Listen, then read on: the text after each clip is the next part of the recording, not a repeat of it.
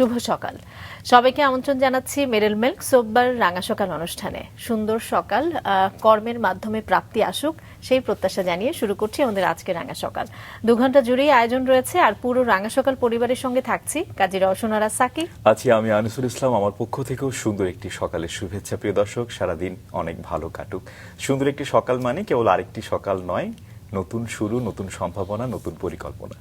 কি চমৎকার করে বললে যে কর্মের মাধ্যমে যেন আমরা এগিয়ে যাই, বেঁচে থাকি। এবং আমাদের এই অনুষ্ঠানে যারা আসেন তাদেরকে হয়তো অনেকে পদবীর কারণে চেনে, যোগ্যতার কারণে চেনে, কিন্তু এই মানুষগুলো যে কত কষ্ট করে ওই জায়গাটাতে পৌঁছেছেন আমরা গল্প করার মাধ্যমে জানতে পারি, তাই না? একদমই। চলো জানাই চলো আজকে অতিথিকে আমরা একটু জেনে নিই। প্রিয় দর্শক, আজকে আমাদের রাঙা সকালের অতিথি কর্পোরেট ব্যক্তিত্ব আফসানা জাহান। চলুন এই চমৎকার মানুষটিকে আমরা স্বাগত জানাই। শুভ সকাল। শুভ সকাল। কেমন আছেন আপনি? জি, আমি আলহামদুলিল্লাহ ভালো আছি। মাছরাঙ্গা টেলিভিশনে আসতে পেরে আমার খুব আনন্দ লাগছে। আমি খুবই ভালো যখন আমি জানতে পেরেছি যে আমার কর্পোরেট ব্যক্তিত্ব কিংবা আমার কর্পোরেটে যে আশা, এটা নিয়ে আমাকে নিয়ে একটা সকালে আলোচনা করা হবে, এটা জানতে পেরে আমার খুব ভালো লেগেছে এবং আমি সত্যি আসতে পেরে খুবই আনন্দিত। এবং আপনাদের দুইজনকে শুভ সকাল। শুভ সকাল। নিশ্চয়ই আমাদেরও ভীষণ ভালো লাগছে এবং আমরা ভীষণ আনন্দিত, একই সঙ্গে কৃতজ্ঞতাও জানাই। কারণ আসলে আজকে আপনার মাধ্যমে অনেকেই আমার মনে হয় নতুন করে নিজের পাতটা তৈরি করবেন বা নতুন করে নতুন ভাবে নিজেকে অনুপ্রাণিত করবেন কাজের ক্ষেত্রে। আসলে সাকি, এগিয়ে যাওয়ার গল্পগুলো কিন্তু সবসময় অনুপ্রেরণাদায়ক হয়, হ্যাঁ, এবং একদিনের নিশ্চয়ই নয়। আমরা একদম ছোটবেলায় চলে যেতে চাই। আপনার শৈশব কেটেছে ঢাকায়। ঢাকার কোথায় কেটেছে, কেমন কেটেছে সবকিছু মিলে? আমার জন্ম রায়ের বাজারে। জি। আমার বাবা সরকারি চাকরি করতো, সেই হিসেবে মোটামুটি আমরা সরকারি চাকরি, কিন্তু ঢাকার রায়ের বাজারে আমার জন্ম থেকে আমার এসএসসি এইচএসসি পর্যন্ত ওখানেই আমার বেড়ে ওঠা। রায়ের বাজার, দুর্গা মন্দির গলি, কমিউনিটি সেন্টার, ওই এলাকাগুলো আমার খুব পরিচিত। আমি ছোটবেলায় আমার স্কুল ছিল আলী হোসেন গার্লস স্কুল, যেটা শঙ্করে। এরপরে আমি শহীদ আনোয়ার গার্লস কলেজে পড়েছি আর এসএসসি পাশ করেছি ধানমন্ডি সরকারি বালিকা উচ্চ বিদ্যালয় থেকে। এটা স্কুল জীবন। আর কলেজ জীবন হলো বেগম বদরুন্নেসা সরকারি মহিলা কলেজ থেকে এইচএসসি পাশ করেছি। যদি বলি আমার ছোটবেলার জীবনটা, ছোটবেলায় আমাদের সময়ে যেটা হতো, আমার বাবা মা যেহেতু সরকারি চাকরি করতো, বাবা, আমরা 3 ভাই বোন ছিলাম। আচ্ছা। তো মা খুবই নিয়ন্ত্রণ একটা জীবন যাপন আমাদেরকে করতে হতো। খুব ডিসিপ্লিন লাইফস্টাইল ছিল। হ্যাঁ, কারণ হলো কি, আমরা খুব লিমিটেড ইনকামের মধ্যে দিয়ে বড় হয়েছি। আর আমি যেহেতু বড়, আমার ছোট 2 ভাই বোন, তো সেক্ষেত্রে আমরা খুব নিয়ন্ত্রণ লাইফ লিড করেছি। এরপর যেটা হয়েছে, আমাদের আশেপাশে একটা সময়, কিন্তু এখন যেরকম আমরা জীবনযাপন করি, আমাদের বাসার পাশে কে আছে আমরা হয়তো জানি কিংবা জানি না, কিন্তু একটা সময় তখন আমরা ওই জায়গাগুলোতে বসবাস করেছি, আমাদের আশেপাশে যারা থাকতো তারাও মনে হতো কি আমাদের একটা পরিবারের অংশ। একদমই। তো ওই রকম একটা সমাজ কিংবা ওই একটা জায়গা থেকে আমি বেড়ে উঠেছি এবং আমার আশেপাশে যারা ছিল, আমার মা, বাবা, ভাই বোন, এইভাবে আমরা বেড়ে ওঠা। আসলে সুন্দর একটি শৈশবই এগিয়ে নিয়ে যায় আমাদের, সুন্দর একটি পারিবারিক পরিবেশ। যেটা বলছিলেন যে অনেক মিস করেন নিশ্চয়ই, এখন আর আগের মতো মানুষের মধ্যে সেই বন্ডিং সেটা আসলে নেই। এই যে বলছিলেন যে পাশের বাসার মানুষটিকেও হয়তো আমরা চিনি না। আপনি আপনার পরিবারের বড় সন্তান, জি, তাই না? তো সেই হিসেবে কি আসলে দায়িত্বের চাপটা কি একটু ঘাড়ে এসে পড়তো আপনার? অবশ্যই। কারণ হলো, আমি যেটা বলি, আমার বাবা সরকারি চাকরি করতো, ট্রান্সফার হয়েছে অনেক জায়গায়, কিন্তু পড়াশোনার জন্য আমার বাবা যেটা করেছিলেন, আমাদেরকে সবসময় ঢাকায় রেখেছিলেন। আচ্ছা।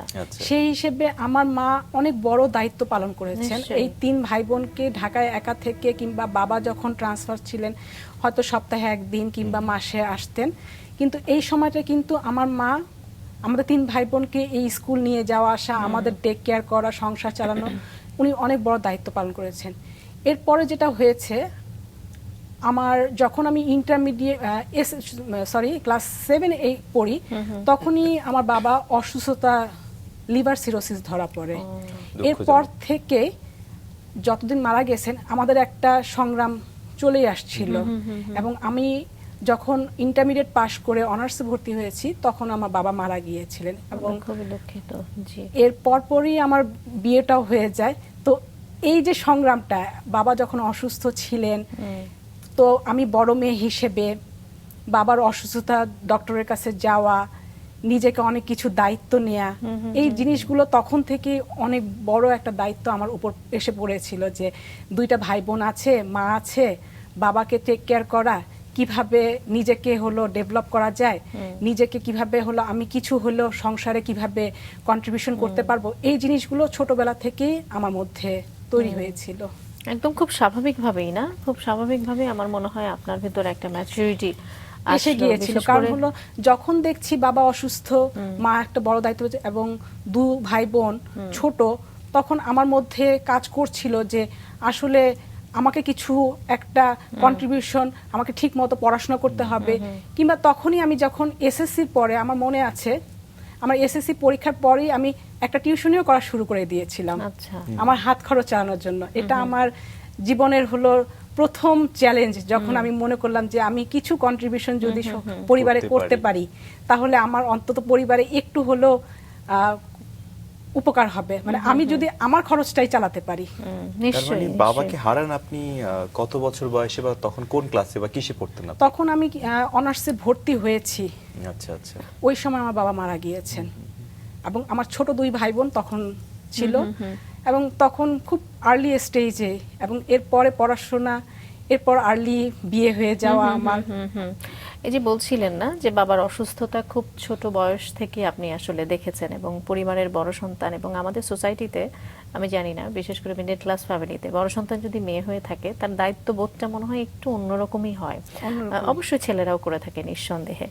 তো সেই ছোটবেলা থেকেই তো আসলে যখন বাবাকে দেখছিলেন অসুস্থ, নিজেও পড়াশোনাটা ঠিকঠাক ভাবে চালানোর চেষ্টা এবং একই সঙ্গে কিছু করার চেষ্টা, একটু শুনতে চাই, তখন কি আসলে শুধুমাত্র পড়াশোনায় মনোনিবেশ করলেন, মানে অন্য কিছু করবেন সেরকম একটা চিন্তা তো ছিলই, পাশাপাশি আর কিছু করবার ইচ্ছে ছিল কিনা, বা কোনো এক্সট্রা কারিকুলাম অ্যাক্টিভিটিতে বই পড়ার একটা ইচ্ছেও মনে হয় আপনার মোটামুটি ভালোই ছিল, একটু সেই জায়গাগুলো নিয়েও যদি জানি। আমি বই পড়তে অনেক ভালোবাসি। একটা সময় যখন আমরা ওই বয়সে, এখন সবাই বই পড়ে না ওভাবে, আমাদের সময়ে যেটা বই পড়েছিলাম সমরেশ, সুনীল, এই বইগুলো মনে হয়, এবং রবীন্দ্রনাথ ঠাকুর, এই বইগুলো আমাদের মুখস্থ ছিল, এবং কোন বইটা শেষ করে কোন বইটা পড়বো এটা একটা আমাদের হবি ছিল যে এই বইটা পড়তে হবে, এবং এই বই পড়ার নেশা। এবং এই বই পড়তে পড়তেই অনেক সময় নিজেকে, হয়তো আমার এখনো মনে আছে, নিজেকে জয়িতা ভাবতাম, হয়তো নিজেকে দীপাবলি ভাবতাম, হয়তো সমরেশের। তখন ওই নায়িকাগুলো ভাবতাম যে এরা কত সংগ্রাম করে আজকে এই অবস্থানে আসছে, ওই জিনিসগুলো নিজেকে ভাবতাম। আর যেহেতু বাসায় একটা নিজেকেও মনে হতো বড় মেয়ে, একটা কাজ করছি, তখন এটা মনে হতো।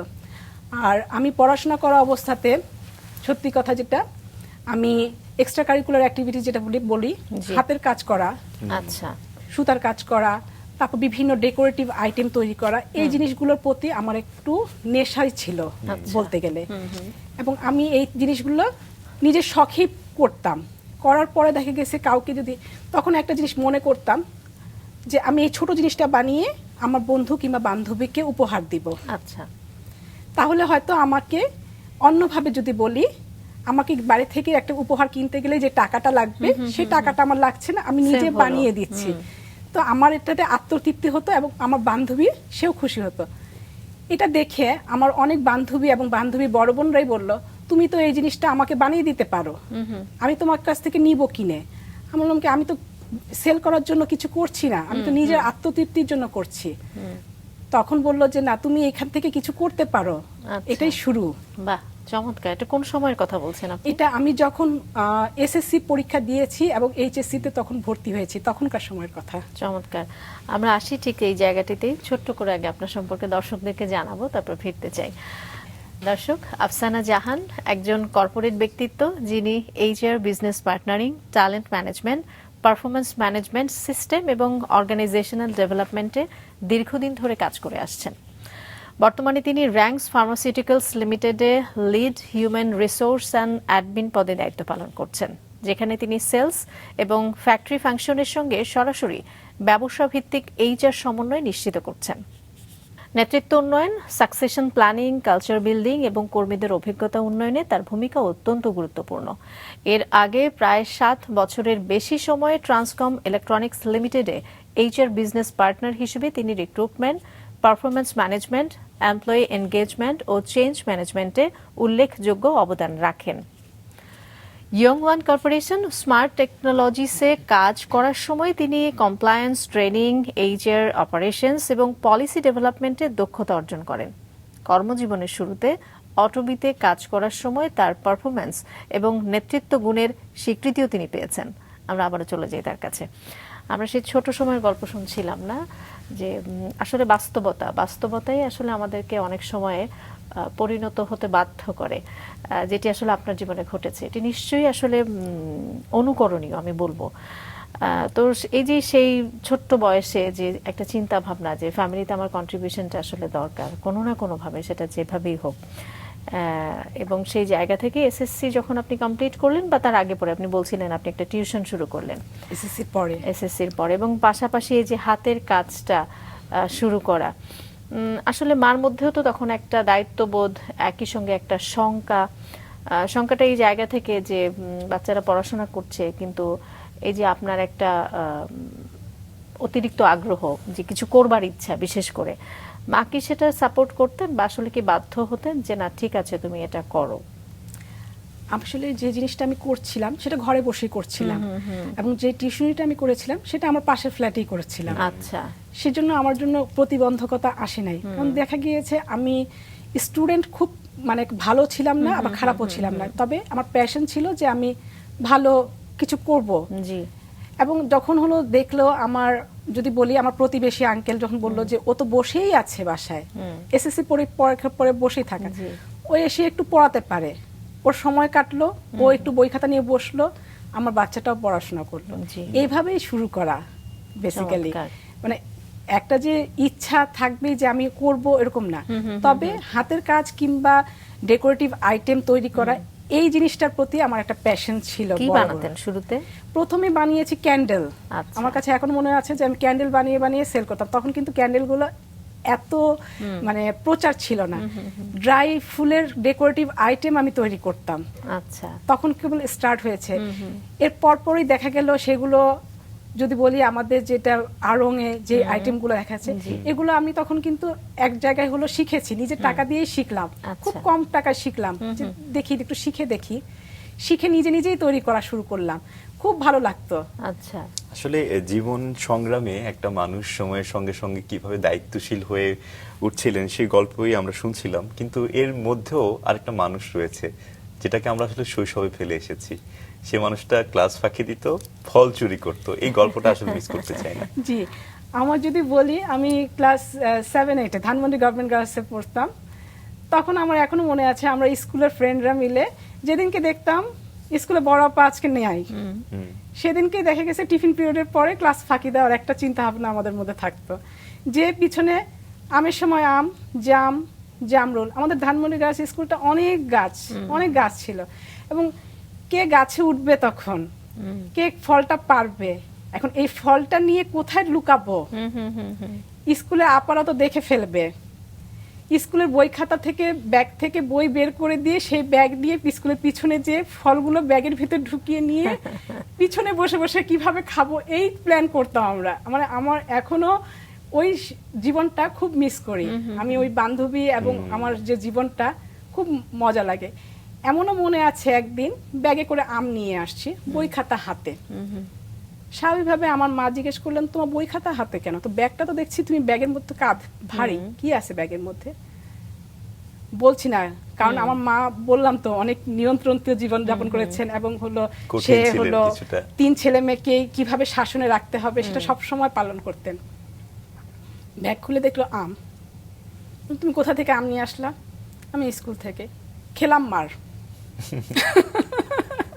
কেন তুমি স্কুলে এটা করেছো? কেউ দেখেনি? তুমি স্কুলের মিসরা আপারা কিছু বলে নাই?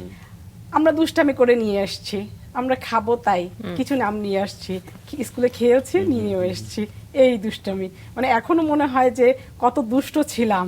না আসলে রঙিন শৈশব, দুরন্ত শৈশব বা ভালো লাগার শৈশব যদি আমি বলি যে এই বিষয়গুলো তো আসলে থাকবেই না, কোথায় কোন গাছে একটু ফল আছে একটু পেরে নিতে হবে, একটু লুকিয়ে সেটা খেতে হবে, এটার আসলে আনন্দটাই আলাদা।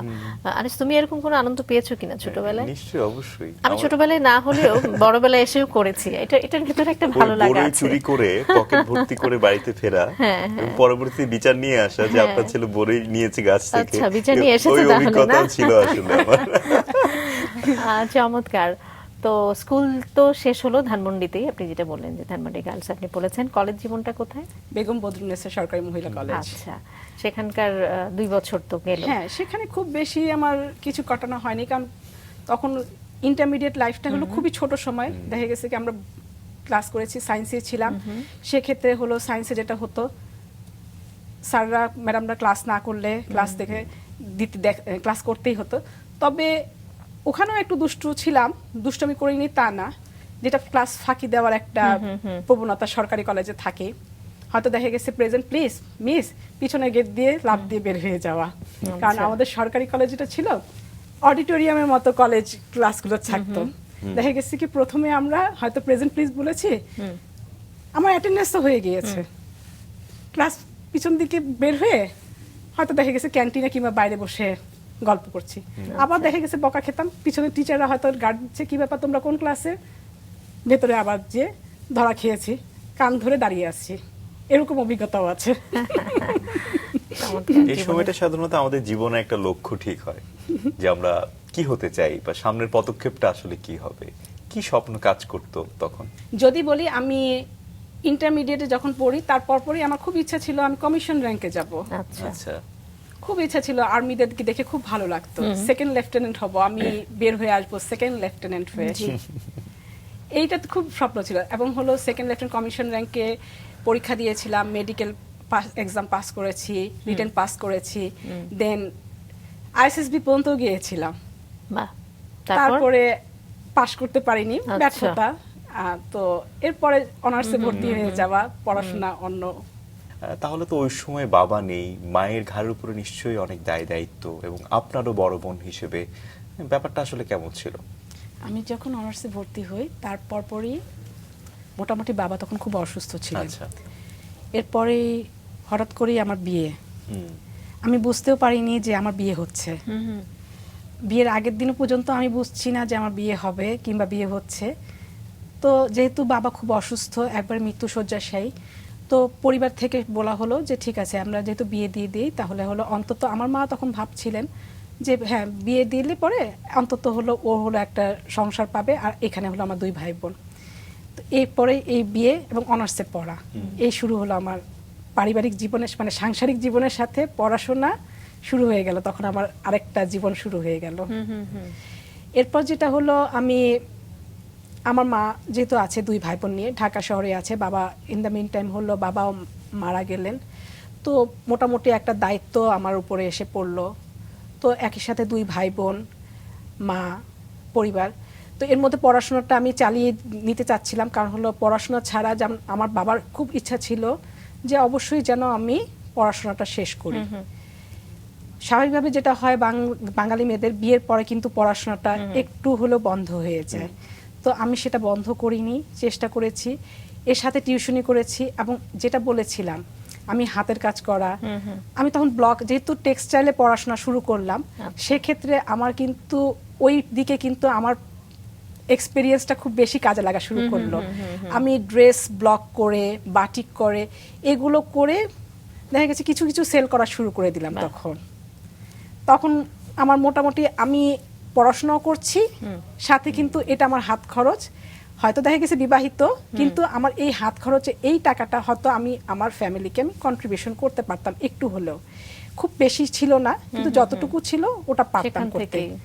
এইভাবে হলো চলতে থাকলো। অনার্স পাশ করলাম, অনার্সে আলহামদুলিল্লাহ ভালো রেজাল্ট ছিল, ফার্স্ট ক্লাস ছিল। এরপর মাস্টার্স, এটা তো ফার্স্ট ক্লাস ছিল। এর মধ্যে আমার টেক্সটাইল নিয়ে মাস্টার্স করেছেন আপনি? জি জি। আচ্ছা। এরপরে আমার সন্তান, মেয়ে হলো, এর মধ্যেই মেয়ে হলো। এই মেয়েকে নিয়ে কিছুদিন হলো, তখন আমি চাকরি করিনি, তখন হলো এই যে কাজগুলো করছি সেই কাজগুলোর মধ্যে আছি, সংসার জীবন পালন করছি। আচ্ছা।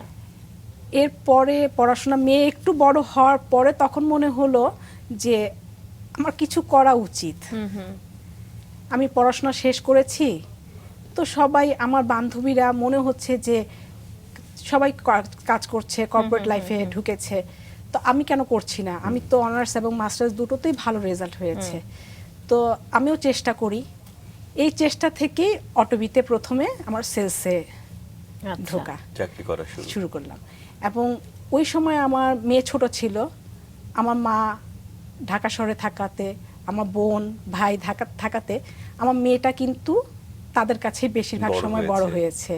এবং আমার ফ্যামিলি থেকে সবচেয়ে বড় কথা হলো আমি সাপোর্ট পেয়েছি বলেই আজকে এই অবস্থানে আসতে পেরেছি। নিশ্চয়ই নিশ্চয়ই।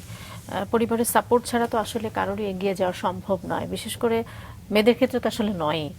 তো এই যে বিয়ে হয়ে যাওয়া, আমার মনে হয় আপনার যে লাইফ পার্টনার তিনিও আপনাকে নিশ্চয়ই সমানভাবে অবশ্যই সাপোর্ট সহযোগিতা করেছেন, করেছেন, কারণ সাপোর্ট ওনার দিয়েছেন। সাপোর্ট ছাড়া আমি অনার্স কমপ্লিট করা, মাস্টার্স কমপ্লিট করা, এরপর আমার চাকরিতে ঢোকা অবশ্যই অসম্ভব ছিল। এবং এরপরে আমার বাচ্চা হয়েছে, মেয়ে, জি। ওকে নিয়ে আমি যে আরেকটা জায়গায় চাকরিতে ঢুকবো, এই সাপোর্টটা দেওয়া, বাসায় কাজ যে হেল্প করা, এই কাজগুলো অবশ্যই উনি করেছেন। জি নিশ্চয়ই। পেশাগত জীবন শুরু হলো অটোবির মাধ্যমে। অটোবি থেকে। তখন পর্যন্ত তো আপনি মানব সম্পদে না, কোনো তখনও আমি পড়াশোনা ঢুকিনি। বা- হ্যাঁ, এরপরে যখন হলো, আমি যখন সেলসে কাজ করা শুরু করলাম অটোবিতে, তখনই আমি যখন মনে হলো আমি বিজনেস অ্যাডমিনিস্ট্রেশনের উপর পড়াশোনা করব। আচ্ছা, এরপরই হলো আমি বিজনেস অ্যাডমিনিস্ট্রেশন নিয়ে পড়াশোনা তার শুরু আগে কত শুরুর এই সালের যে কথা চাকরিটা বলছেন? অটোবিতে, সেটা নিয়ে একটু জানতে চাই যে নিশ্চয় টার্গেট ছিল, চাপটা কেমন ছিল, কেমন যাচ্ছিল সেই দিনগুলি আসলে? টার্গেট অনেক ছিল। টার্গেট ছিল তখন হলো, যদি বলি আমি কর্পোরেট সেলসে প্রথমে জয়েন করি, কর্পোরেট সেলস থেকে রিটেল সেলসে টার্গেট থাকতো, এবং টার্গেটের একটা প্রেশার সবসময় মাথার মধ্যে থাকতো যে টার্গেটটা ফিল আপ করতে হবে। এবং এটা সবচেয়ে সত্যি কথা, আলহামদুলিল্লাহ আমার কোনো দিন কোনো মাসে এমন হয়নি যে আমি টার্গেট ফেল করিনি। বাহ, সব সময় আমি টার্গেট করে এসেছি, কিন্তু ওই টার্গেটটা করতে করতেই আমার মনে হয়েছে আমি এইচআরে কাজ করব। কেন কাজ করব? আমি সেলসে কাজ করছি, মার্কেটে সবার সাথে কমিউনিকেশন হচ্ছে, কাস্টমারদের সাথে কথা বলছি, তখন এইচআরে কাজ করার প্রতি একটা প্যাশন হয়ে গেল যে এইচআরে তো কাজ করাটা অনেক চ্যালেঞ্জিং। ম্যানেজমেন্টের সাথে কাজ করা, পিপল ডেভেলপমেন্ট নিয়ে কাজ করা, এই যে পিপলকে ডেভেলপ করতে হবে, সবার সাথে একটা ভালো আন্ডারস্ট্যান্ডিং থাকতে হবে, এবং এই কাজটাতে অনেক চ্যালেঞ্জিং আছে এবং অনেক মজা আছে। তখনই ওই প্যাশন থেকে শুরু করে আমি বিজনেস অ্যাডমিনিস্ট্রেশনে পড়া শুরু করলাম, যে আমি আচ্ছা। এমবিএ কমপ্লিটটা করব। কত সালে এটা? 2012 সালে। আচ্ছা, তখন কি চাকরিও করছেন? হ্যাঁ, চাকরি অটোবিতে? করছি, সাথে এমবিএ করছি, সংসার আছে, সবকিছু এত একসাথে কিছু সামলানো আসলে খুব কঠিন ছিল সংসার আপনার চালিয়ে জন্য। যাচ্ছি, একসাথে সবকিছুই করছি। এটা করতে করতে অটোবিতে 2 বছর চাকরি করা, এরপরে যেটা হলো আমার এমবিএ কমপ্লিট করার পরে আমি এইচআর এর অফারটা পেয়ে গেলাম কোথায় সেটা? স্মার্ট টেকনোলজিতে। আচ্ছা, আমরা যতটুকু জেনেছি যে আপনার প্রথম কর্মজীবনে আপনার এই সাকসেস রেটের জন্য আপনি কিছু স্বীকৃতিও পেয়েছেন। জি, সেটাও নিশ্চয়ই অনুপ্রেরণা জুগিয়েছে অবশ্যই আমি আপনাকে। এমপ্লয়ি অফ দ্য মান্থ পেয়েছি। এবং সবচেয়ে মজার ব্যাপার, আমি যখন অটোবি থেকে রিলিজ পেতে চেয়েছিলাম, আমাকে রিলিজ দেওয়া হচ্ছিল না। কেন? ওনারা প্রমোট করতে চাচ্ছিল যে আপনাকে ব্রাঞ্চ ম্যানেজার দেওয়া হবে। আপনার সেলস পাওয়ার ভালো সেই জন্য। হ্যাঁ। আচ্ছা, ওনারা বলছে যে না, তোমাকে রিলিজ দেওয়া হবে না, তুমি থেকে যাও, তুমি যেখানে যা পাচ্ছ, যেটা হয় কর্পোরেট লাইফে, রিলিজ দেওয়া হবে না। ওনাদেরকে আমি বোঝাতেই পারছিলাম না যে স্যার আমি হলো সেলসে কাজ করব না, আমি এইচআর এ কাজ করব, যেটা আমার প্যাশন। আসলে আমি শুরু করেছি, আমি যেহেতু আমি ঢুকেছি, আমার এইচআর এর উপরে হিউম্যান নিয়ে কাজ করার ইচ্ছা এবং ডেভেলপমেন্ট নিয়ে কাজ করার ইচ্ছা, এটা নিয়ে আমি কাজ করতে চাচ্ছি। ফাইনালি তারা রিলিজ দিয়েছেন। তবে হলো অটোবির লাইফে যেটা আমার হয়েছে, আমি যখন বের হয়েছি তখন অ্যাচিভমেন্ট নিয়েই বের হয়েছি এবং একটা ভালো সুনামের সাথেই বের হয়েছি। বাহ, বাহ। চমৎকার। চমৎকার। এমবিএ করছিলেন বলছিলেন? জি।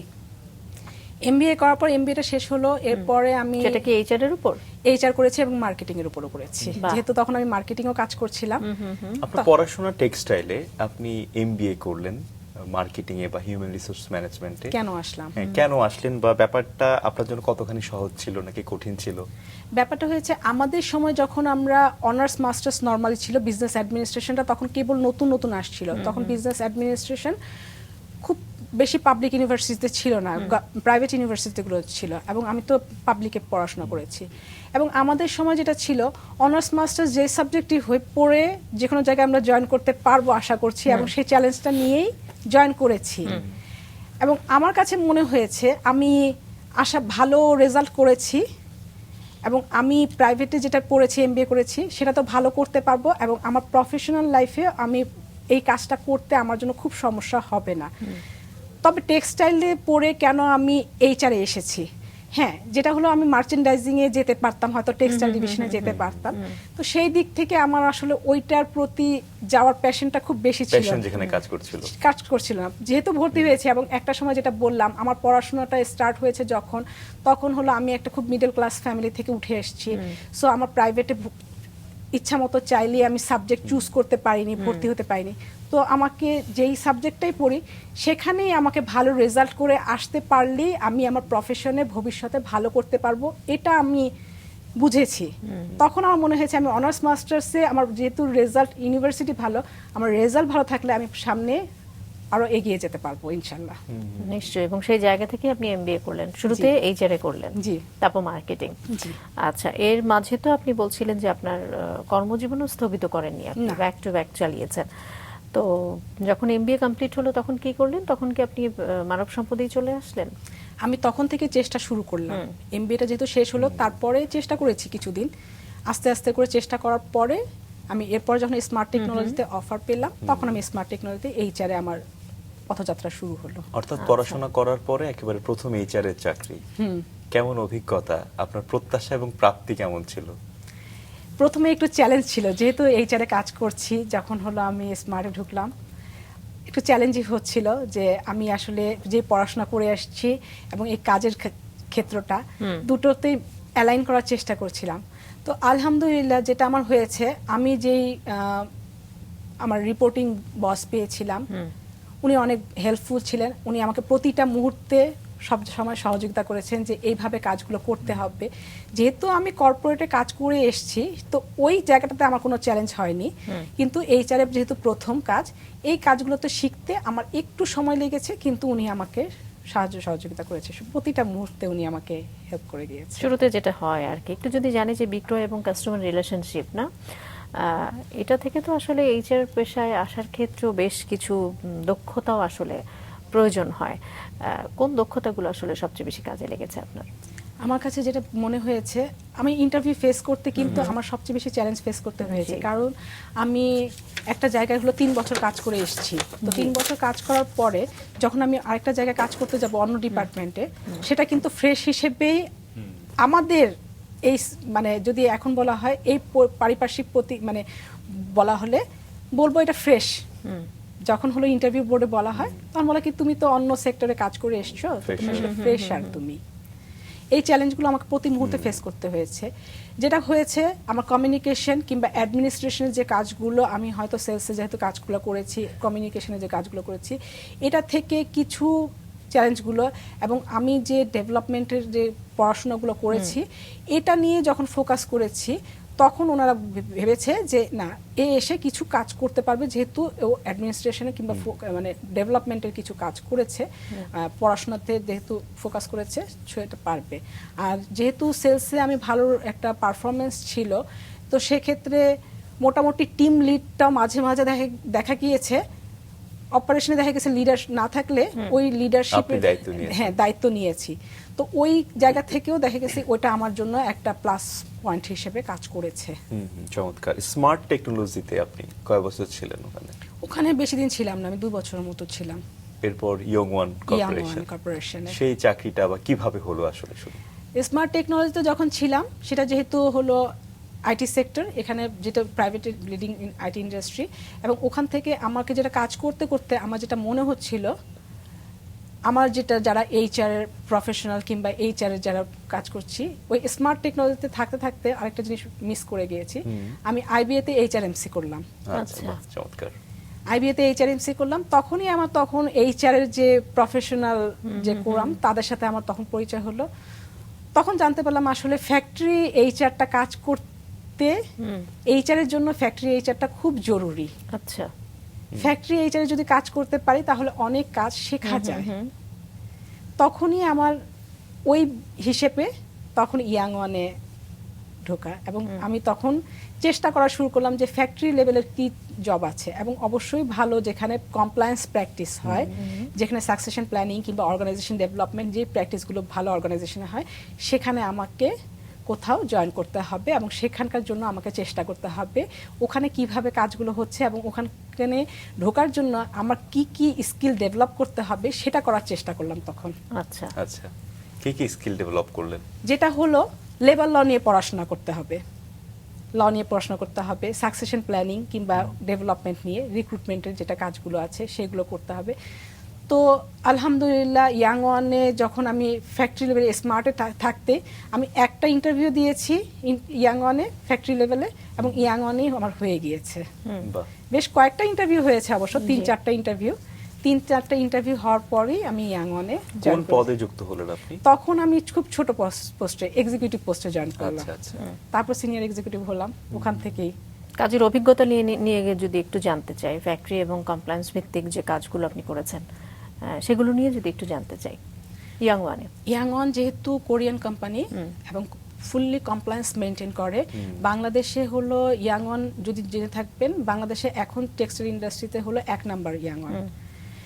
ওর ফুললি লেবার ল কমপ্লায়েন্স সমস্ত কিছু মেনটেন করে। ট্রেনিংটা পিপল যেহেতু ডেভেলপমেন্ট করার, প্রতিটা পিপলকে কিভাবে ডেভেলপ করতে হবে, লিডারশিপ রোলে নিয়ে আসা যাবে, কিভাবে স্কিল ডেভেলপ করতে হবে, সেইগুলো নিয়ে ইয়াং ওয়ান খুব ভালো কাজ করে। এবং সাকসেশন প্ল্যানিং, একজনের জায়গায় আরেকজন লিডারশিপ তৈরি করতে হলে এখানে ইয়াং ওয়ান খুব ভালো কাজ করে। এবং ইয়াং ওয়ানে থাকাকালীন অবস্থাতে আমার সবচেয়ে বড় অ্যাচিভমেন্ট ছিল আমি পলিসি নিয়ে খুব বেশি কাজ করেছি। এরপরে যেটা ছিল ইথিওপিয়া প্রজেক্ট ছিল, এই ইথিওপিয়ার রিক্রুটমেন্টের পুরো প্রজেক্টের কাজটাই আমি করেছি, যেটা আমার লাইফে সবচেয়ে বড় অ্যাচিভমেন্ট। আমি ইন্টারন্যাশনালি ওই রিক্রুটমেন্টের কাজ করেছি আমার সুপিরিয়রের সাথে। এটা আমার ইয়াং ওয়ানের লাইফে সবচেয়ে বড় অ্যাচিভমেন্ট ছিল। এরপরে আমি অনেকগুলো অডিট ফেস করেছি, যেটা যেহেতু ইন্টারন্যাশনাল কোম্পানি, মাল্টিন্যাশনাল, ইয়াং ওয়ানের বেশ কতগুলো আছে, Ethiopia, Vietnam, El Salvador, China, Bangladesh, Chittagong, EPZ, এই সবগুলো জায়গায় থাকার কারণে এটা কমপ্লায়েন্স প্র্যাকটিসটা সবচেয়ে বেশি খুব ভালো ছিল, এবং এর কারণে আমি অডিটগুলো অনেক বেশি ফেস করেছি এবং অডিটগুলো সাকসেসফুলি পাশ করেছি এইচআর থেকে। বাহ, চমৎকার। এটা তো একটা মাল্টিন্যাশনাল কোম্পানি, সেক্ষেত্রে আমাদের যে প্রতিষ্ঠানগুলো রয়েছে যেগুলো মাল্টিন্যাশনাল কোম্পানি নয়, সেক্ষেত্রে আসলে পার্থক্যটা আসলে কোথায়? কেন আমরা শুধু একটা কর্মপরিবেশ দিতে পারছি না? কেন কমপ্লায়েন্সগুলো ঠিকঠাকভাবে কাজ করছে না? এক্ষেত্রে যদি বলি, ওখানে প্রতি মুহূর্তে আপনি যদি বলা হয় ওমেন্স নিয়ে কাজ করলে, ওখানে প্রতি মুহূর্তে প্রতিটা লিডারকে, প্রতিটা সুপারভাইজারকে, প্রতিটা এমপ্লয়িকে প্রতিটা মুহূর্তে জানানো হয় তোমার রাইট কি, তোমার রাইট কি, করতে পারবে, কোনটা পারবো না, তুমি এটা করতে হবে, অফিসে এটিকেটটা মেনটেন করতে হবে, এভাবে করতে হবে, এভাবে করতে, প্রতিটা মুহূর্তে ট্রেনিং এর মধ্যে ডেভেলপমেন্ট করা হয়। এরপরে যেটা করা হয়, উইমেনদের জন্য যাতে কর্মপরিবেশে যেন কোনো হ্যারাসমেন্ট না হয়, এটা প্রতি মুহূর্তে যে লাইন ম্যানেজাররা আছে তাদেরকে অ্যালাইন করা হয় সবসময়, যে একজন মহিলা সে কাজ করছে তাকে যেন কোনোভাবেই হ্যারাসমেন্ট না হয়, এবং এটা হলো আমাদের খুব সুন্দর কর্মপরিবেশ তৈরি করতে হবে আমাদেরকে। প্রতিটা জিনিস হলো, যেমন কমপ্লায়েন্স যদি বলা হয়, এখানে ফায়ার সেফটি ঠিক আছে কিনা, তারপর এখানে এই গ্যাংওয়েতে কাজ করা যাবে কিনা, কোনো জায়গায় হ্যাজার্ড আছে কিনা, এই জিনিসগুলো প্রতিটা মুহূর্তে মেনটেন করা হয়। যেটা হলো যদি বলি বাংলাদেশি অনেক লোকাল কোম্পানিগুলো, হ্যাঁ অনেক লোকাল কোম্পানি এগুলো মেনটেন করতে চায় না, তারা মনে করে যে জায়গাটা কম আছে এখানে একটু ডাম্পিং করে রাখি, এখানে এটা করে আছে ডাম্পিং করে রাখি, আরে একটা মেয়ের সাথে এইভাবে কথা বলে তো কোনো সমস্যা নেই, কি হবে, ও তো হলো কাজ করছে, একটু তুই করে কথা বললে কি হবে। কিন্তু আসলে এটা হলো মানে সম্বোধনটা বড় না, একটা মানুষকে মানুষ হিসেবে সম্মান দেওয়াটাই হলো সবচেয়ে বড় কথা। যে সে যেই লেভেলেই হোক, সে হতে পারে এসএসসি পাস কিংবা 8 পাস, আমি হতে পারি একটু শিক্ষিত, কিন্তু প্রতিটা মানুষেরই একটা আত্মসম্মান বোধ আছে, তার একটা আইডেন্টিটি আছে, সে যে কাজটা করছে সেই কাজটার জন্য কিন্তু সেই হলো পারফেক্ট। একদমই।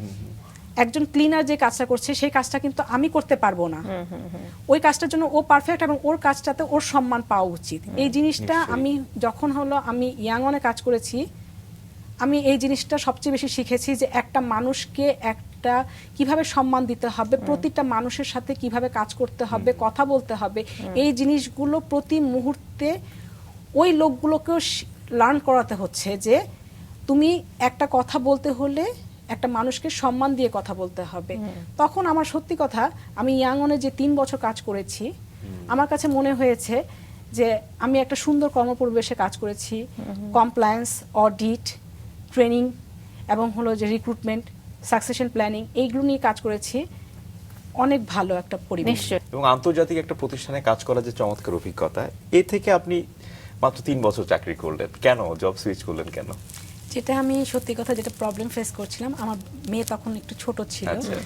তো ওকে স্কুলে ভর্তি করার জন্য, স্কুলে নিয়ে আসার জন্য আমি তখন এই চ্যালেঞ্জগুলো ফেস করছিলাম, যেটা যেহেতু আমি বলেছি আমার মার বাসাতে আমার মেয়ে বেড়ে উঠেছে, মার বাসার পাশেই বাসা নিয়ে আমার থাকা, যেটা হয় আমাদের বাংলাদেশের মেয়েরা আমরা যারা করি, মার বাসার পাশেই বাসা নিয়ে এই সাপোর্টটা না হলে তো আসলে কাজ করা কাজ সম্ভব করতে না। পারবো না। তো তখন মারও বয়স হয়েছে, মা 2 বার স্কুলে নিয়ে যাওয়া আসা দুটা করতেই মার একটু কষ্টই হচ্ছে। তখন মনে হলো যে ইয়াং ওয়ান থেকে চাকরিটা ছেড়ে ঢাকার ভিতরে কোনো জায়গায় জবটা করি, যেহেতু ইয়াং ওয়ান ঢাকা ইপিজেডে ছিল এবং সকালবেলা 6টার সময় আমাকে বের হতে হতো। তো এটার জন্য একটু চ্যালেঞ্জ মনে হচ্ছিল। আমার জবটা সুইচ করার কোনো রকম ইচ্ছাই ছিল না, সত্যি কথা যেটা। এবং আমি খুব ভালো পরিবেশ, আমার যদি বলি আমি আমার প্রফেশনাল লাইফে সবচেয়ে ভালো কর্মপরিবেশ পেয়েছি ইয়াংওয়ানে। ওখানকার মতো ইয়াংওয়ানের মতো কর্মপরিবেশ আমি কোথাও পাইনি। কিন্তু আমার পারিবারিক যেই প্রতিবন্ধকতা, এটার জন্যই যেহেতু সংসার আমার করতে হবে এবং আমার মেয়েও আগে, তো ওর কথা বিবেচনা করেই আমি ঢাকার ভিতরে জব, প্রথম প্রায়োরিটি নিশ্চিত করে তারপর হচ্ছে আপনার ঢাকার ভিতরে জব করার চেষ্টা করলাম। এবং এটাও যখন যদি বলি, যখন ঢাকার ভিতরে জব করার জন্য আমি মনস্থির করলাম, আমার সত্যি মানে যদি বলি আমি আল্লাহ আমাকে হলো অনেক মানে ভালো ভালো সুযোগ দিয়েছে। আমি এটা যখন মনস্থির করলাম, এবং এটাও আমার প্রথম কোম্পানি, এবং এই প্রথম কোম্পানিতে আমার চাকরিটা হয়ে যায়। আচ্ছা, বাহ। ঢাকায় আর কোনো কোম্পানিতে কিন্তু আমি এর মধ্যে তখন বেশি বেগ পেতে হয়নি, ট্রাই করিও নি, জাস্ট মনস্থির করেছি আমি ঢাকার ভিতরে চেষ্টা করব, ঢাকায় একটা জব করতে হবে আমাকে, যেহেতু আমি ঢাকা ইপিজেডে জব করি, এটা আমার জন্য একটু চ্যালেঞ্জ হয়ে যাচ্ছে। তো ট্রান্সকমে জবটা পেয়ে গেলাম, এবং সবচেয়ে বড় বেনিফিট হলো আমি ইয়াংওয়ান যেহেতু ফ্যাক্টরি অপারেশন নিয়ে কাজ করেছি এবং ফ্যাক্টরিটাতে কাজ করেছি মাল্টিন্যাশনাল কোম্পানিতে, সেক্ষেত্রে আমি ট্রান্সকমের ফ্যাক্টরির দায়িত্বটা পেয়ে গেলাম। তো এখন যেটা হয়েছে ফ্যাক্টরি অপারেশন, ট্রান্সকম ইলেকট্রনিক্সে ফ্যাক্টরি অপারেশনে কাজ করতে গিয়ে আমার যেটা মনে হয়েছে, আমি তখন ওখানকার যে প্র্যাকটিসগুলো এখানে করার চেষ্টা করেছি। যেহেতু ট্রান্সকম ইলেকট্রনিক্সেও স্যামসাং অপারেশন নিয়ে কাজ করা হতো, তারপর হিটাচি, এই ইলেকট্রনিক্সগুলো বাইরের কোম্পানিগুলো নিয়ে কাজ করছে, তারা প্রতি মুহূর্তে ভিজিটে আসছেন, যেহেতু দেশীয় কোম্পানি কিন্তু প্রতি মুহূর্তে কিন্তু বাহিরের কমপ্লায়েন্সগুলো মেনটেন করা হতো। তো আমি তখন খুব এনজয় করেছি, যেহেতু আমি ইয়াংওয়ান কোরিয়ান কোম্পানি এবং স্যামসাং কোরিয়ান, সেই হিসেবে কিছু কমপ্লায়েন্স কিন্তু ওদের সাথে মিলে গিয়েছে, এবং আমার খুব ভালো লেগেছে যে আমি ওই কমপ্লায়েন্সগুলো নিয়ে কাজ করতে পেরেছি। এবং এটাও ভালো লেগেছে যে ওই সময় ওই ম্যানেজমেন্ট আমাকে সেই সহায়তাগুলো করেছেন, যে যেভাবে কমপ্লায়েন্স মেনটেন করতে হয়, ফ্যাক্টরিতে সার্টিফিকেশন নিতে হলে যেভাবে যা কাজ করতে হবে আপনি কাজ করতে পারবেন, কোনো সমস্যা নেই। সেই কাজগুলো করার জন্য আমি ওই সহায়তাগুলো পেয়েছি। এবং তখন ISO 9001 2015 সার্টিফিকেশন প্রথম আমরা তখন নিলাম। এরপর স্যামসাং এর audit, Hitachi audit, Daikin audit, এই অডিটগুলো সবসময় আমাদের ফেস করতে হতো, প্রতি মাসেই আসতো তারা ভিজিটে এই অডিটগুলো। তো ওইভাবে ফ্যাক্টরি অপারেশন, এবং যদি ট্রান্সকম ইলেকট্রনিক্সের এরপর শিফট হয়ে গেল নরসিংদীতে, এই নরসিংদী অপারেশনে ট্রান্সকম ইলেকট্রনিক্স সেট আপ করা, এবং এর সাথে পাশে আরেকটা ফ্যাক্টরি গ্লোবাল অ্যাপ্লায়েন্সেস লিমিটেড, এই ফ্যাক্টরিটা, এই দুইটা ফ্যাক্টরি সেট আপে আমি পুরোটাতেই কাজ করেছি। এটা আমার ট্রান্সকম ইলেকট্রনিক্সে সবচেয়ে বড় অ্যাচিভমেন্ট, যেটা হলো দুইটা ফ্যাক্টরিতেই সেট আপ করেছি, এবং পুরো compliance, people development, people recruitment নিয়ে পুরোটা নিয়ে কাজ করেছি। পুরো একটা জায়গায় নতুন সেট আপে নতুন লোক নিয়ে আসা, কিছু লোককে আমরা নিতে পেরেছি মাইগ্রেশন করে ঢাকা থেকে নরসিংদীতে, বাট মানে 20% নিতে পেরেছি, বাকি 80% রিক্রুটমেন্ট আমাকে ঢাকা থেকে নরসিংদীতে প্রতি মুহূর্তে যাওয়া আসা করেই আমাকে করতে হয়েছে। এটা আমার জন্য অনেক বড় চ্যালেঞ্জ ছিল। নিশ্চয়ই। সেক্ষেত্রে নরসিংদীতে শিফট হওয়ার কারণে আমার জন্য একটু চ্যালেঞ্জ ছিল। আমাকে প্রতি মুহূর্তে ম্যানেজমেন্ট যেটা বলছিল যে আপনি নরসিংদীতে কাজ করতে পারবেন কিনা, ফ্যাক্টরিটা শিফট হচ্ছে। আমি কিন্তু জবটা ছাড়ি নাই। আমার কাছে মনে হয়েছে এই চ্যালেঞ্জটা আমি নিব, এই ফ্যাক্টরিটা সেট আপ করবো, যেটা আমার লাইফের জন্য একটা বড় অ্যাচিভমেন্ট হবে। কারণ নিশ্চয়ই। একটা স্টার্ট আপ করা এত সোজা না, আর যখন এই সুযোগটা আমি পাচ্ছি, এটা আমার লাইফের সবচেয়ে বড় অপরচুনিটি হবে আমার জন্য, যদি আমি এই চ্যালেঞ্জটা নিতে পারি। সাকসেসফুলি করতে পারি। ডেফিনেটলি আমি সাকসেসফুলি করতে পেরেছি, এবং তখনকার যে এমডি ছিলেন উনি আমাকে অ্যাওয়ার্ড দিয়েছেন, ক্যাশ রিওয়ার্ড দিয়েছেন, রিকগনিশন করেছেন। আমি আলহামদুলিল্লাহ অনেক হ্যাপি। এরপরে আমি ট্রান্সকম ইলেকট্রনিক্সের ঢাকায় সেলস ফোর্স নিয়ে কাজ করা, কর্পোরেট সেলস নিয়ে, ডিস্ট্রিবিউশন সেলস নিয়ে, সার্ভিস নিয়ে কাজ করা। তো এইভাবে ট্রান্সকম ইলেকট্রনিক্সের জার্নিটা। নিশ্চয়ই, এবং এই আসলে 7 একজন- বছরের জার্নি আপনাকে নিশ্চয়ই অনেক বেশি পরিণত করেছে কাজের ক্ষেত্রে, আমি জি। বলবো। আপনি যেদিন বলছিলেন যে এমন একটি স্টার্টআপের সুযোগ আপনি পেয়েছেন এবং যেটি আপনি সাকসেসফুলি আসলে রানও করেছেন, তো এই অভিজ্ঞতা নিয়ে নিশ্চয়ই আপনি দীর্ঘ 7 বছর পার করলেন। এরপর কোথায় জয়েন করলেন? এরপর র্যাঙ্কস ফার্মাসিউটিক্যালস আচ্ছা। লিমিটেড, র্যাঙ্কস গ্রুপের যেটা আন্ডারে। এখনো আপনি আছেন? জি, আমি এখানে জয়েন করলাম, যেহেতু আমার অভিজ্ঞতাটাকে কাজে লাগিয়ে factory, HR operation, sales operation দুটো সম্বন্ধে ভালো কাজ করেছি। এবং যেহেতু ট্রান্সকম ইলেকট্রনিক্সে ফাইনালি এইচআর বিজনেস পার্টনার হিসেবে কাজ করেছি, এইচআর বিজনেস পার্টনারে কাজ করার টোটালি হলো পুরো পিপল ম্যানেজমেন্ট, পুরো পিপল সাইকেল যেটা আছে সেই পুরোটা নিয়ে কাজ করা, এবং change management, organisation development, policy, এগুলো সব কিছু নিয়েই কাজ করার সুযোগ আমার ট্রান্সকম ইলেকট্রনিক্সে হয়েছে। এবং individual development plan, performance management. So এইখানে আমার এই কাজগুলো করতে এত বেশি বেগ পেতে হচ্ছে না, কারণ এই অভিজ্ঞতাগুলো আমার পুরোটাই আছে। এবং যেহেতু সেলস ফোর্স নিয়েও কাজ করেছি, ফ্যাক্টরি নিয়েও কাজ করেছি, জি। সো আলহামদুলিল্লাহ। আপনার চমৎকার কিছু অভিজ্ঞতা এবং সবসময় নিজেকে প্রমাণ করার এক ধরনের ইচ্ছা, আকাঙ্ক্ষা নিজের মধ্যে সবসময় আসলে আপনার ছিল। মানে একজন নারী হিসেবে এই গুরুত্বপূর্ণ বিষয়গুলোতে কাজ করা কিন্তু বেশ চ্যালেঞ্জিং। আপনি নিশ্চয়ই বেশ কিছু চ্যালেঞ্জও ফেস করেছেন, কারণ ব্যাপারটা নিশ্চয়ই এত সহজ নয়। বিশেষ না। করে পুরুষতান্ত্রিক সমাজে একজন নারীর উপরে নির্ভরশীলতা কিন্তু অত সহজে তৈরি হয় না। ব্যাপারটা আসলে কেমন ছিল আপনার? আমি যদি বলি, প্রথমেই যদি বলি আমার প্রফেশনাল লাইফে যখন আমি সেলসে কাজ করতাম, আমি সুযোগ পেয়েছিলাম অনেক বড় অপরচুনিটি পাওয়ার। যখন আমি দেখলাম আমার একজন ছেলে এবং আমি যখন আমরা কাজ করছি, প্রথম আমার চ্যালেঞ্জটা যেটা হয়েছে, ওখানে আমার মন খারাপ হয়েছিল কিছু, যে আমি অ্যাচিভমেন্ট করছি, সব কিছু করছি, ও অ্যাচিভমেন্ট করছে, কিন্তু দেখা যাচ্ছে যে ও আমার চেয়ে একটু কম অ্যাচিভমেন্ট করছে, কম মুভমেন্ট করছে। বাট ম্যানেজমেন্ট কি করলো, ওকে হলো প্রমোশন দিল। কেন? একটা ফিমেল, ও হলো বাহিরে মুভমেন্ট করতে পারবে না, প্রতিবন্ধকতা কাজ করবে, ও চাইলে রাতে 10টা পর্যন্ত অফিসে থাকতে পারবে না, রিটেল অপারেশনের রাতে 10টা পর্যন্ত শোরুম খোলা থাকে, ও বলবে ওর বাচ্চা ছোট। তখন ওই জিনিসটা আমাকে খুব হার্ট করেছিল, সত্যি কথা যেটা। আমি আমার প্রফেশনাল লাইফে আমি যখন যে কাজটা করেছি, আমি অনেস্টলি কাজ করার চেষ্টা করেছি, এবং আজ পর্যন্ত আমার প্রফেশনে আমি ডেডিকেশনটা সবসময় রাখার চেষ্টা করেছি। তখন আমি ভেবেছি যে আমি সম্পূর্ণ ডেডিকেশন দিলাম, আমি রাতে 8টা না 9টা না আমার টার্গেট ফিল আপ করার জন্য আমি যা কাজ করেছি, কিন্তু শুধুমাত্র জেন্ডার ডিসক্রিমিনেশনে সে এগিয়ে গেল, আর আমি আজকে পারলাম না। কেন? রাতে 10টা পর্যন্ত থাকতে পারবো না। কিন্তু আমি তো কখনো বলিনি যে আমি রাতে 10টা পর্যন্ত থাকতে পারবো না, আমি মুভমেন্ট করতে পারবো না, আমি তো কখনো বলিনি।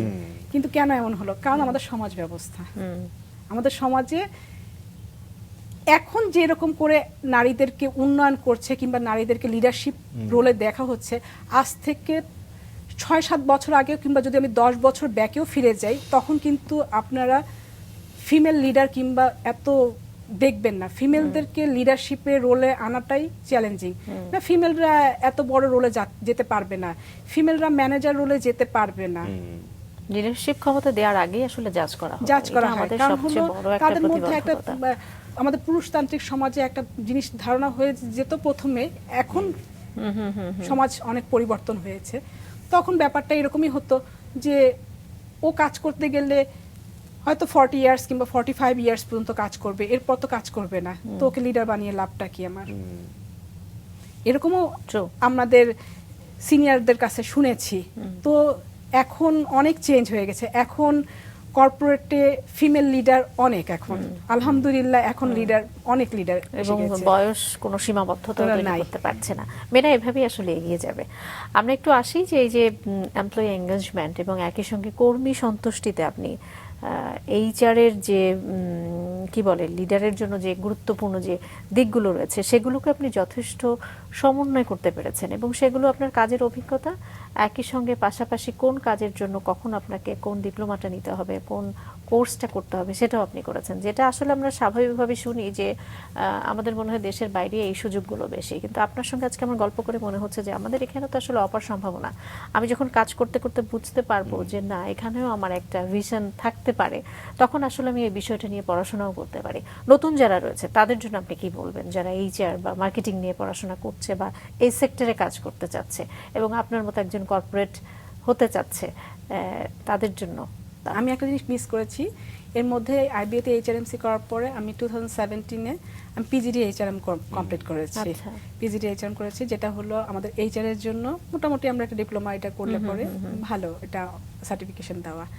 এরপরে কিছু মাঝখানে কিছু বছর ওভাবে পড়াশোনা করা হয়নি, লাস্টলি অর্গানাইজেশন ডেভেলপমেন্টের উপরে আমি ইন্টারন্যাশনাল সার্টিফিকেশন একটা নিয়েছি, সার্টিফাইড অর্গানাইজেশন ডেভেলপমেন্ট প্রফেশনালে এটা কাজ করেছি, এটা নিয়েছি পড়াশোনা।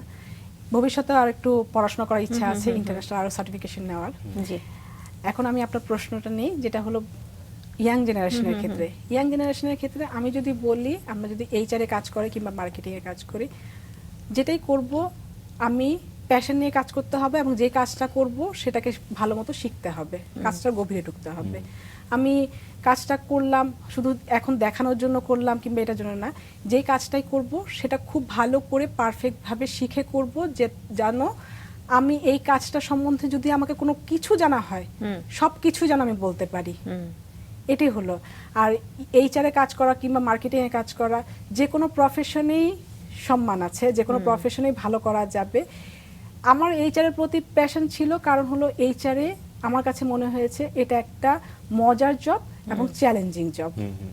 যেহেতু আমি পিপল নিয়ে কাজ করতে পছন্দ করতাম এবং মানুষের সাথে কমিউনিকেশন, এবং বিভিন্ন কাজ করতে গিয়েও তো আসলে আপনার একটু চ্যালেঞ্জ ফেস করতে হয়েছে, যেমন ওয়েকার ভিত্তিক পারফরমেন্স ম্যানেজমেন্ট, এই বিষয়টা আসলে কোথায় আপনি চালু করলেন বা কোথায় কাজ করলেন?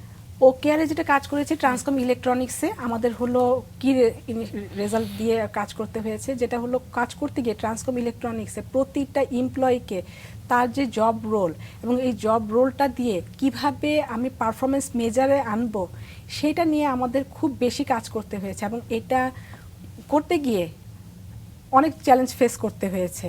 হ্যাঁ, ট্রান্সকম ম্যানেজমেন্ট এই কাজটা ইনিশিয়েটিভ করেছে, কিন্তু ট্রান্সকম ইলেকট্রনিক্সের পক্ষ থেকে আমি এই কাজটা করেছি, এবং প্রতিটা এমপ্লয়িকে, ম্যানেজমেন্ট এমপ্লয়িকে তাকে অ্যালাইন করা যে আমার রোলটা কি, আমি এই রোলটাকে কিভাবে হলো এটার সাথে পার্সেন্টেজে আনবো, কিভাবে ওয়েটে কাজ করব, এবং বছর শেষে আমি এই কাজটাকে কিভাবে হলো ম্যানেজমেন্টকে শো করব যে আমি এই কাজটা করেছি।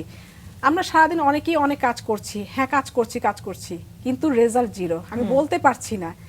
এই যে না বলা, পারফরম্যান্স ইভ্যালুয়েশনের সমস্যা রয়েছে, বলতে পারছি না, হ্যাঁ আমি কাজ করে যাচ্ছি, কিন্তু এই কাজটাকে তো নিয়ে আসতে হবে, দেখাতে হবে যে আমি এই কাজটা করছি এবং এই কাজটার ভ্যালু এরকম, আমি এটাতে এত পার্সেন্ট কাজ করেছি, এইটা কাজটা আমার সারা দিনের কাজের মধ্যে এত পার্সেন্ট ওয়েট ক্যারি করে, আমার সারা মাসের কাজে এতটুকু ওয়েট করে।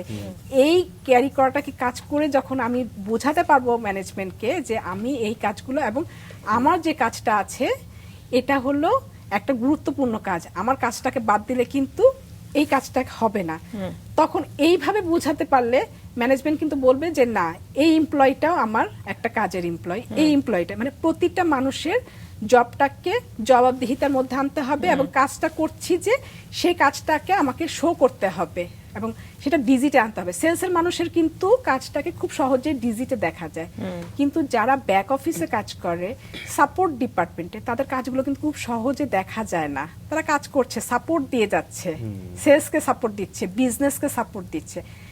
এই বিজনেসকে সাপোর্ট দিতে হলে আমাদের কাজগুলোকে দেখাতে হবে, ডিজিটে আনতে হবে, বোঝাতে হবে যে আমি এই বিজনেসের জন্য আমার কন্ট্রিবিউশনটা কতটুকু। আর আজকের থেকে যদি 8-10 বছর ব্যাকে ফিরে যাই, তখন এইচআর ছিল শুধুমাত্র পার্সোনাল ম্যানেজমেন্ট কিংবা অ্যাডমিনিস্ট্রেশন ওয়ার্ক। পিপল জয়েন করবে, একটা পার্সোনাল ফাইল হবে, তার অমুক হবে তমুক হবে, এই জাস্ট এতটুকুই কাজ। রিক্রুটমেন্টে কাজ করবে বেসিক্যালি। এর আগে রিক্রুটমেন্টগুলো যেগুলো হতো বেশিরভাগ সময় মালিক পক্ষই ঠিক করে দিত, বায়াসনেস থাকতো।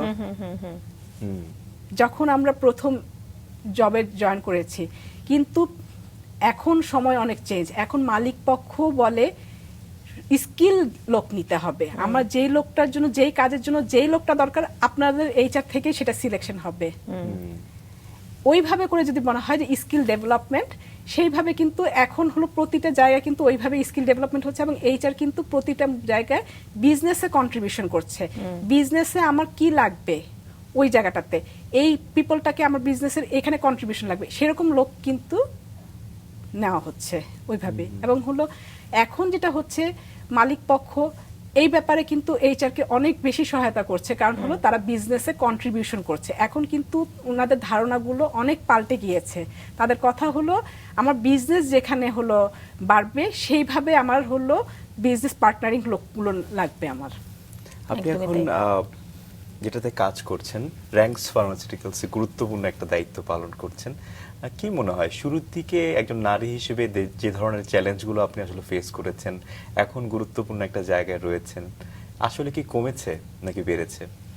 না, এখন আমি যদি বলি প্রথম দিকে আমি নারী হিসেবে যে কাজ করতে যে চ্যালেঞ্জগুলো ফেস করেছি, আজকে এই অবস্থানে এসে আমার কাছে মনে হয়েছে আমি অনেক নিজেকে হলো ডেভেলপ করতে পেরেছি, এবং আমি একজন সমাজের একজন অন্য মানুষের সাথে যদি বলি, একজন মেল কলিগ এবং ফিমেল কলিগ, আমি খুব বেশি পার্থক্য দেখি না আমাকে, যে উনি যা কাজ করছেন আমিও সেই কাজটাই করছি। পরিবর্তন নিজের জায়গা থেকে এসেছে। কি মনে হয় যে দৃষ্টিভঙ্গি কি পরিবর্তন দৃষ্টিভঙ্গি হয়েছে? অবশ্যই নারীর প্রতি? পরিবর্তন হয়েছে, অবশ্যই পরিবর্তন হয়েছে।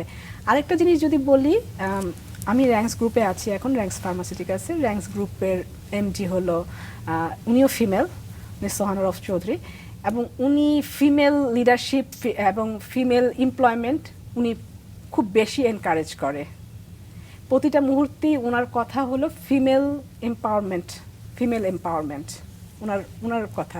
এবং সেই ভিত্তিতে যদি আমি বলি, আমি এইচআরে কাজ করছি ওনার সাথে, আমিও বলবো যে ফিমেল এম্পাওয়ারমেন্ট, ফিমেলকে যত বেশি জবে আনা যাবে, তাদেরকে কর্পোরেটে আনা যাবে।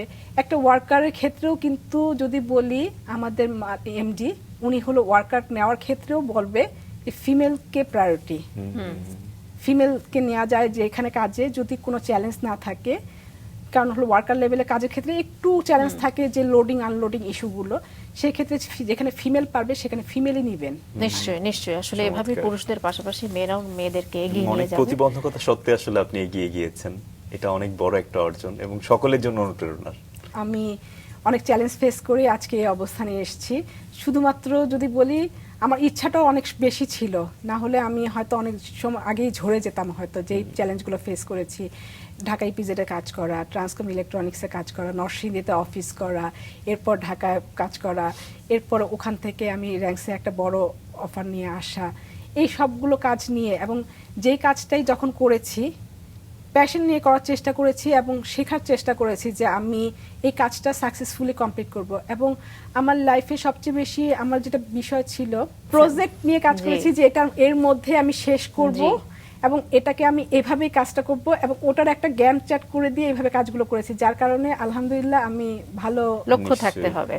অনেক ভালো লাগলো গল্প করে, অনেক অনেক শুভ কামনা এবং অনেক ধন্যবাদ জানাতে চাই আমাদেরকে আজকে সময় দিয়েছেন। আপনাদেরকে অনেক শুভকামনা। আমি আসলে, আমাকে যে আপনারা মাছরাঙ্গা টেলিভিশন থেকে আমাকে ডেকেছেন, আমাকে এই যে কথা বলার সুযোগ দিয়েছেন, আপনাদের মাছরাঙ্গা টেলিভিশনকে আমি অত্যন্ত ধন্যবাদ জানাবো। মাছরাঙ্গা টেলিভিশন কর্তৃপক্ষ এবং আপনারা দুইজন আমার কথাগুলো মন দিয়ে শুনেছেন, এবং আমার কথাগুলো আমি সবাইকে বলতে পেরেছি, এই সুযোগটা পেয়েছি, এর জন্য আপনাদেরকে আমি খুবই ধন্যবাদ দিব। ধন্যবাদ।